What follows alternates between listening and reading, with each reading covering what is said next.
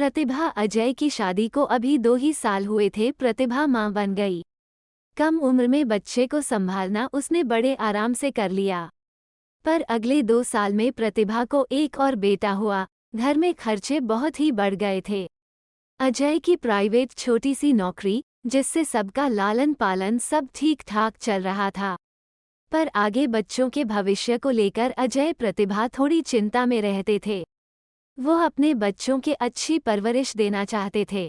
तभी कुछ दिनों बाद अजय को दुबई की कंपनी से अच्छा ऑफर आया। वहां पर अजय का सिलेक्शन हो गया।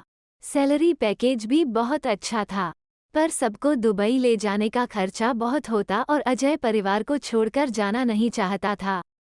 इसलिए वो इस जॉब को ज्वाइन नहीं करना चाहता था। प्रतिभा को पैसों की बहुत चाह थी, इसलिए उसने जबरन बहुत जोर दिया कि मैं यहाँ पे बच्चों को अच्छी तरह से पाल लूंगी और आप जाओ समय समय पर बच्चों और मेरा खर्चा आप भेजते रहना। अजय मन मारकर चला गया। धीरे धीरे उसका मन दुबई में लग गया। बच्चों की परवरिश भी बहुत अच्छे से होने लगी। दोनों बच्चे बोर्डिंग स्कूल में पढ़ने लगे। अजय शुरू में तो 2 साल बाद आया और फिर आना बंद कर दिया। प्रतिभा को लगा कि उसने गलत तो नहीं किया अजय को दुबई भेजकर। अब अजय पैसे तो भेज देता, पर आने में आनाकानी करने लगा। धीमे धीमे वो बीवी बच्चों से मतलब रखना बंद कर दिया। अब उसकी एक गर्लफ्रेंड भी बन गई थी। वहां की नागरिकता लेने के लिए उसने उस लड़की से शादी भी कर ली। अब तो वह घर आना जैसे मानो भूल ही गया। प्रतिभा ने अपने बल पर बच्चों को पाला बड़ा किया और फिर बड़े बेटे की शादी कर दी। बड़ी बहू तो आते ही बेटे को लेकर अलग हो गई।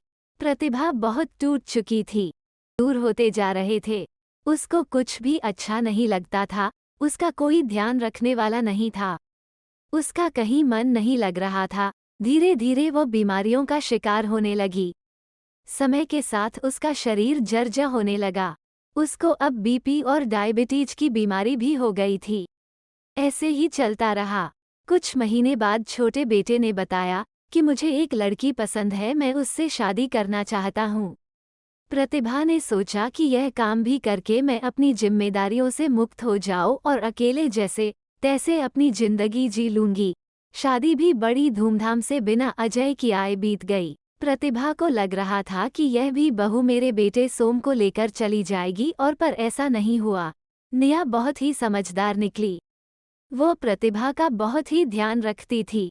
उसको समय पर दवा देना, उसके साथ बैठना, बातें करना, अपने साथ बाहर ले जाना आदि सब बातों का वह पूरा ध्यान रखती थी।